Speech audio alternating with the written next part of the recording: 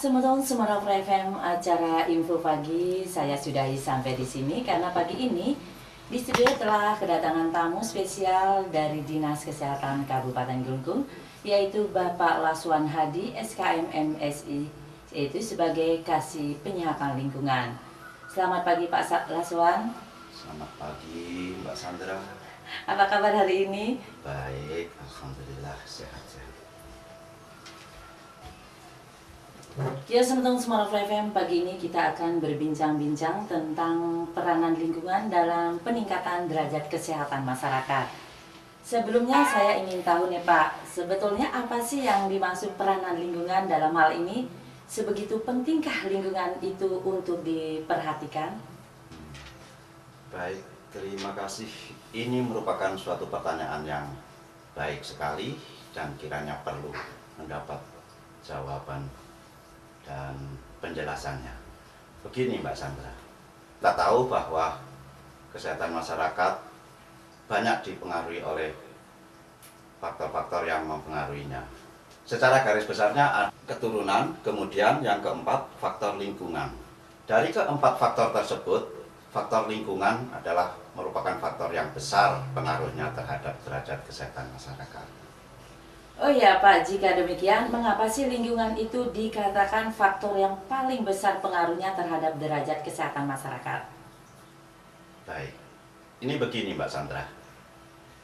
Faktor lingkungan dikatakan sebagai faktor yang berpengaruh sangat besar terhadap derajat kesehatan masyarakat.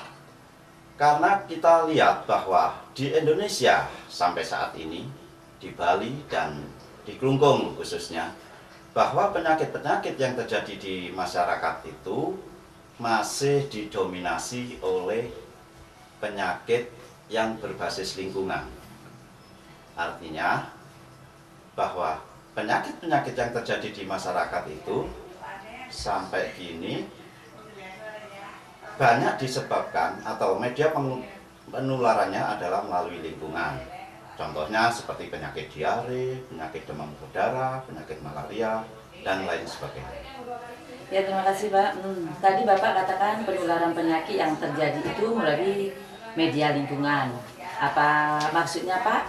Lingkungan apa yang bagaimana yang dapat penyebaran penyakit tersebut? Tapi jangan dulu dijawab ya Pak, ya, kita simak tembang berikut ini. Jadi jangan kemana-mana, tetap stay tune di 99,7 Radio Semarang FM. Ya baik, teman-teman Semarang FM, Sandra lanjutkan lagi perbincangan tentang peranan lingkungan dalam peningkatan derajat kesehatan masyarakat dengan Bapak Laswan Hadi SKM MSI, yaitu sebagai Kasih Penyihatan Lingkungan. Pak, tadi Bapak katakan penularan penyakit yang terjadi itu melalui media lingkungan. Apa maksudnya Pak? Lingkungan yang bagaimana yang dapat menyebarkan penyakit tersebut? Itu begini Mbak Sandra,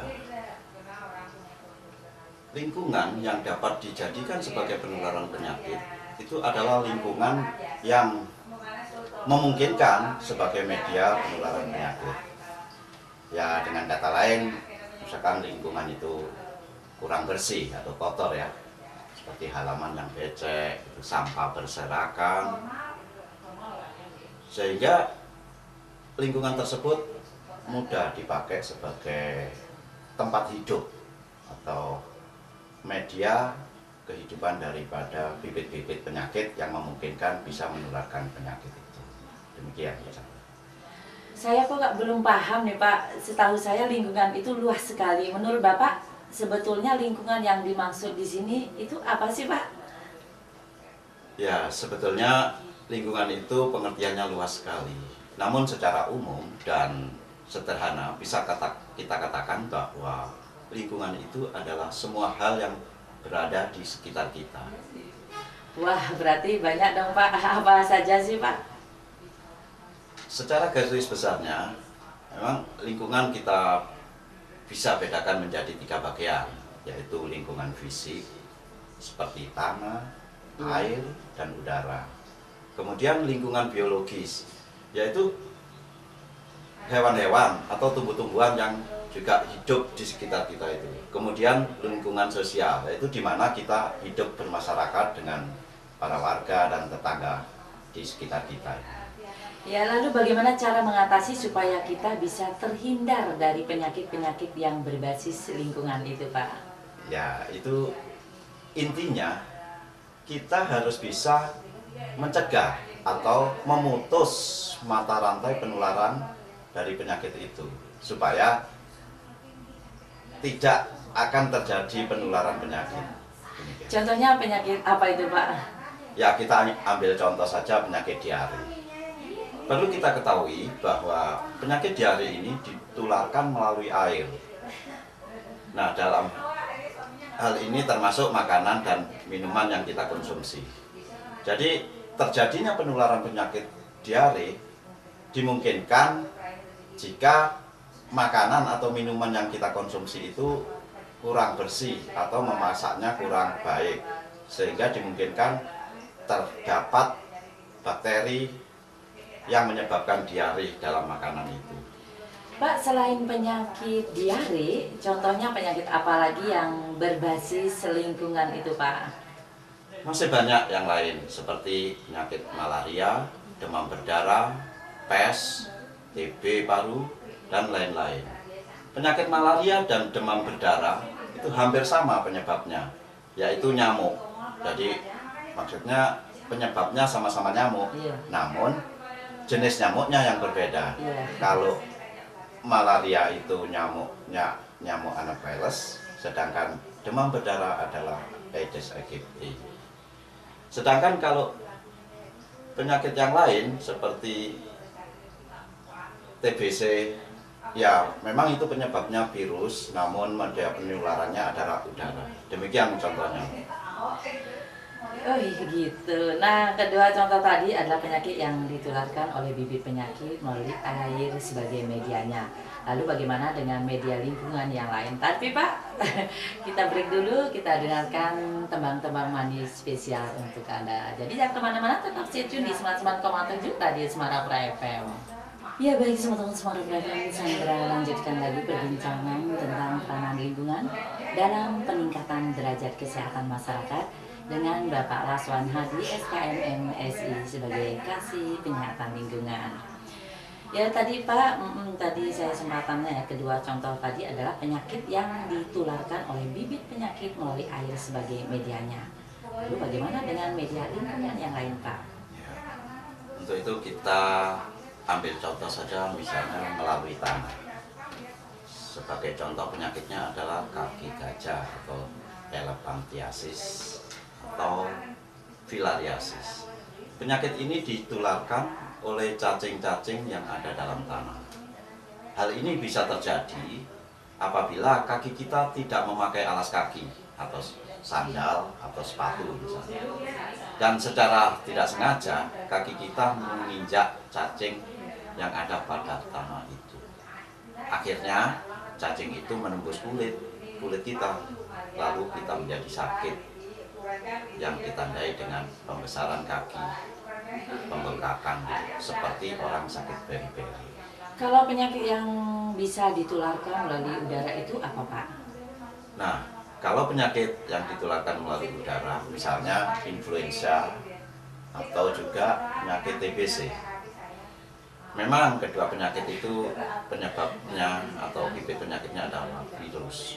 Namun penularan yang terjadi itu antara lain kalau penderita influenza atau TBC itu batuk yang tidak ditutup, sehingga kuman-kuman atau virus penyebab penyakitnya bertebaran di udara.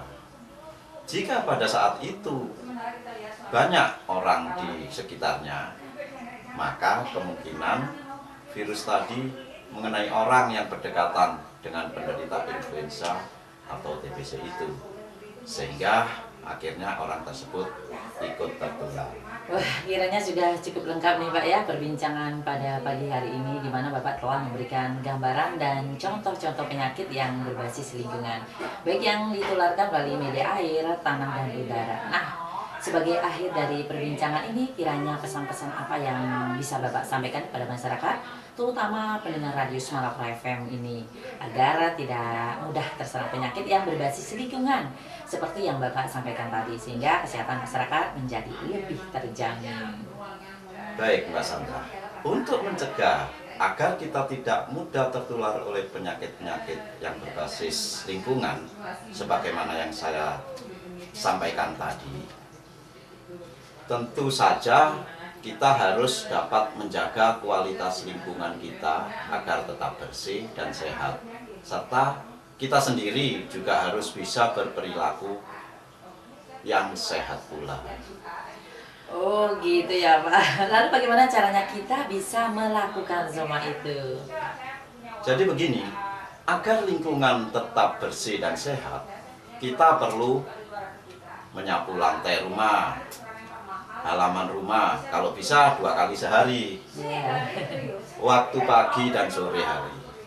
Jadi jangan sampai membiarkan sampah-sampah berserakan, kemudian buanglah pada tempat sampah yang telah disediakan.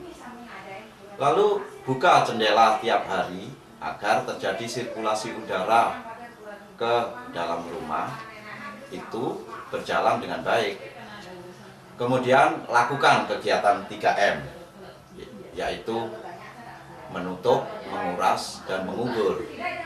Menutup artinya tutup semua tempat-tempat penampungan air di rumah agar tidak dipakai tempat berkembang biaknya nyamuk. Menguras artinya kuraslah tempat-tempat penampungan air secara rutin, misalnya tiap minggu sekali, agar air tetap bersih dan menghilangkan kemungkinan adanya telur atau larva nyamuk yang terlanjur ada di tempat penampungan air tersebut. Sedangkan mengubur artinya mengubur atau menimbun seperti kaleng-kaleng bekas, ban bekas, dan lain-lain yang dimungkinkan dapat menampung air sehingga tidak dapat dipakai sebagai tempat perindukan atau berkembang biaknya nyamuk. Selain itu, jangan buang air besar atau BAB di sembarang tempat. Jadi buanglah pada tempat yang semestinya, yaitu jamban atau WC. Kemudian usahakan juga jangan sampai ada hujan maupun air limbah yang tergenang di halaman rumah. Air limbah yang berasal dari kamar mandi dan dapur agar dibuat sarana pembuangan air limbah atau spal secara tersendiri. Selain hal-hal tersebut di atas, kita sendiri juga harus bisa berperilaku hidup bersih dan sehat.